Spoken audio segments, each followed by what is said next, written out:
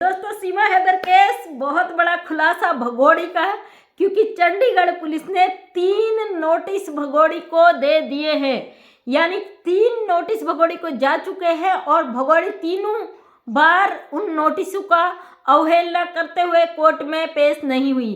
तो सोचिए, भारतीय कोर्ट की अदालतों की बात नहीं सुनने का नतीजा क्या हो सकता है। कभी भी, किसी भी पल, किसी भी वक्त भगोड़ी उठाई जा सकती है, पुलिस अरेस्ट करके इसे जेल में डाल सकती है। अब सोचने की बात यह है भाई, इतनी बड़ी साजिश कौन इसके साथ शामिल है और क्या इसका मकसद है। बहुत ताजुब हुआ ना ये सब सुनकर कि 3 बार कोर्ट का नोटिस आना और तीनों बार उसको खारिज कर देना, कितना बड़ा मुद्दा हो सकता है। और ये भगोड़ी जो बात सोच कर बैठी है कि भैया मैं 3 बार कोर्ट नहीं जाती हूँ, मेरा कोई क्या उखाड़ लेगा। फिलहाल इसके चेहरे पर आपको दिख रहा होगा डर, खौफ साफ नजर आ रहा है। अब लोगों ने, किन लोगों के कहने पर ये कोर्ट में पेश नहीं हो रही है, ये आप अच्छी तरीके से सोच सकते हो। यहाँ पे नाम नहीं लेना चाहती है, सबके दिमाग में आ चुका होगा मैं किसकी बात कर रही हूँ। मतलब इस भगोड़ी को बार बार कोर्ट में जाने से रोका जा रहा है। जो औरत अवैध तरीके से भारत की सरहदों को भेद कर भारत में आकर छुप कर रहती है, और जो औरत 50 दिनों तक छुप कर रहती है और 50 दिनों तक जरूरत नहीं समझती कि किसी को भी पता चले वो पाकिस्तानी नागरिक है, तो ये महिला छुप कर रहती है और उसके बाद इसका पर्दाफाश कर दिया जाता है या ये खुद करती है। तो अब जो साजिश हो रही है उसको देख के आप अंदाजा लगा सकते हो कि इसका छुप कर रहना, उसके बाद इसका यहाँ पे बॉम्ब फोड़ना कि भाई मैं यहाँ पाकिस्तानी औरत हूँ, इसमें किसी न किसी का तो हाथ होगा भाई, क्योंकि वरना अगर इसके ऊपर किसी का हाथ नहीं होता तो ये जो इतना दिमाग अपना चलाती है, ये दिमाग ना चलाती। बहरहाल इस पे 3 नोटिस जारी हो चुके हैं और कभी भी किसी भी वक्त पुलिस इसे अरेस्ट कर सकती है। और ये और भी अच्छा हो रहा है, ये जितना कोर्ट का जवाब नहीं दे रही वो हम लोगों के लिए अच्छा है, जो लोग इस मैटर से जुड़े हैं उन लोगों के लिए अच्छा है। क्योंकि अदालतें जब नोटिस जारी करती है ना, उसकी अवहेलना अगर कोई व्यक्ति करता है तो और भी बुरी तरीके से फंसता है। भगोड़ी को ये तो सब मानते हैं कि भगोड़ी को एक बार मौका मिल जाए, कोर्ट ये पेश हो जाए, उसके बाद ये डायरेक्ट अपना रंग बदल देगी गिरगिट की तरह।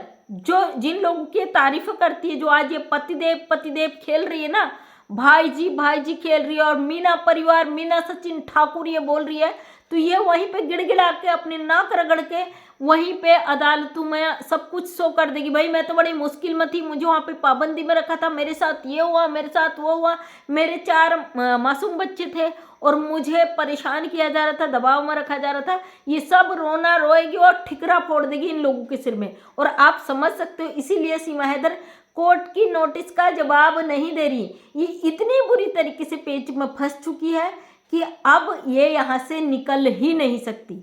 और ये जो दिखाती है सोशल मीडिया में, ये बिल्कुल उसके अपोजिट करती है। इसके चेहरे में देखो ना, पूरे 24 घंटे में हमारे पास 5 मिनट 10 मिनट के वीडियो बनाते हैं, तो भाई उसके लिए हमें एक्टिव रहना पड़ता है, तैयार रहना पड़ता है। ये पूरी तैयारी के साथ आती है, फिर भी इसके फेस के एक एक हाव भाव से पब्लिक समझ जाती कि ये कितनी डरी हुई है, वो खौफ इसके मन में कितना बैठा हुआ है। और सीमा हैदर ने अपने कर्म कांडों का जो ठिकरा तैयार किया ना, वो इसी के सर पे फूटने वाला। भाई जब कर्म हम करेंगे गलत तो उसकी सजा किसी और को थोड़ी ना मिलेगी, हमें ही मिलेगी ना।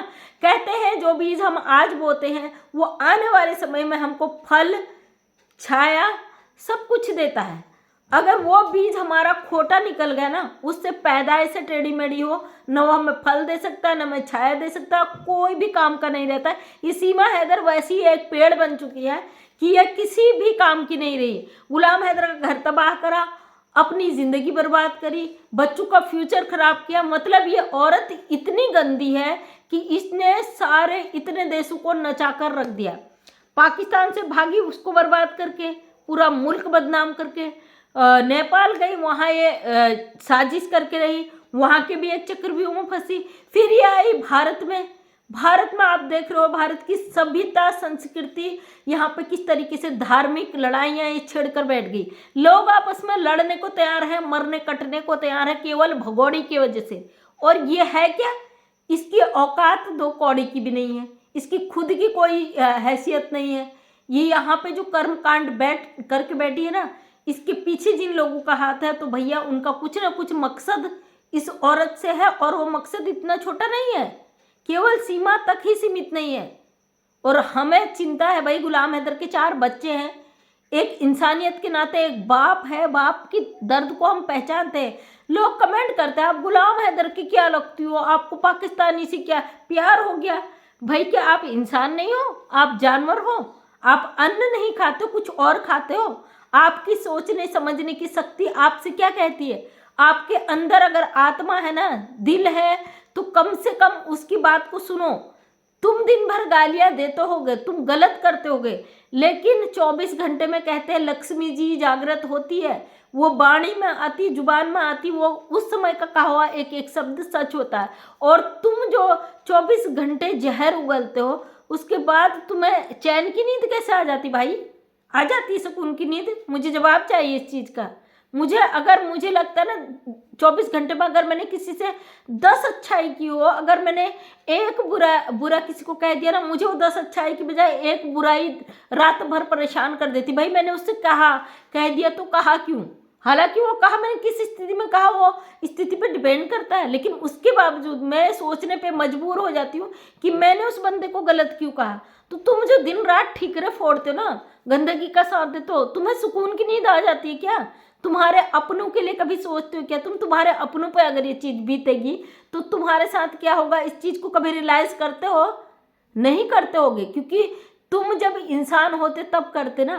क्योंकि तुम्हारी मानसिकता में सीमा हैदर है, वो एक पाकिस्तानी है, वो एक मुस्लिम है, वो हिंदू बन गई, यहीं तक तुम सोच सकते हो ना। इससे आगे की सोच में तुम्हारे दीमक लग गया, वो तुम्हारी जो बुद्धि वहाँ तक काम करती वो नहीं आती। हिंदुस्तान पाकिस्तान के मसले, हिंदुस्तानी पाकिस्तानी और दुश्मन देश, यही चीज़ तुम सोच सकते हो। भाई इंसानियत से बढ़कर भी कुछ होता है, इंसानियत भी कुछ होता है। ये जल्लाद जानवर बहुत हो चुके हैं दुनिया में, और इन्हीं की वजह से दुनिया में आज इतना कोहराम कटा है। जानवर सब बन सकते भाई, इंसान बनने की भी जरा कोशिश करो, जरा सा अपने दिल पर हाथ रख के चीज़ सोचो ना। अगर तुम गुलाम हैदर की जगह होते तो तुम क्या करते जब तुमसे तुम्हारे बच्चे छीन लिए जाते? लाख बुराइयां हो गुलाम हैदर में कितना ही बुरा किया, फिर भी उसके बावजूद भी हमारी आत्मा ये मानने को तैयार नहीं होती है कि वो बाप गलत है। वो बाप अपने बच्चे ही तो मांग रहा भाई। जो सीमा हैदर कहती है ना कि उसके 2 बच्चे हैं, उनको पाल ले। अरे तू भी तो ढोंग कर रही बच्चे पैदा करने का। तू लप्पू से 1000 पैदा कर, उसके 4 बच्चे तू ले नहीं सकती है, किसी भी हालत में तू ले नहीं सकती है। फिलहाल भगोड़ी को 3 नोटिस जारी हो चुके हैं, और ये कोर्ट की अवहेलना जो लगातार कर रही है, इसको कभी भी अरेस्ट कर सकती पुलिस।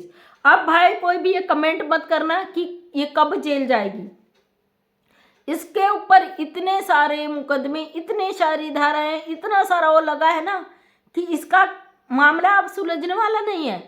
परसों मैं शायद हुसैन भाई की लाइव में देख रही थी, हेमंत सर को थोड़ा सा देखा, वो फिर शायद उनका इंटरनेट प्रॉब्लम था, वो हट गए थे वहाँ से। उनका कहना था अगर मोबिन मलिक सर ने इस पे इतने सारे मुकदमे नहीं डाले होते ना, सीमा डिपोर्ट हो जाती। तो भैया कहीं ना कहीं रियलिटी भी है, सच्चाई है भाई, वो वकील है, उनको पता है कानून का। अगर सीमा पर इतने सारे वो नहीं होते तो ये कब के डिपोर्ट हो भी जाती।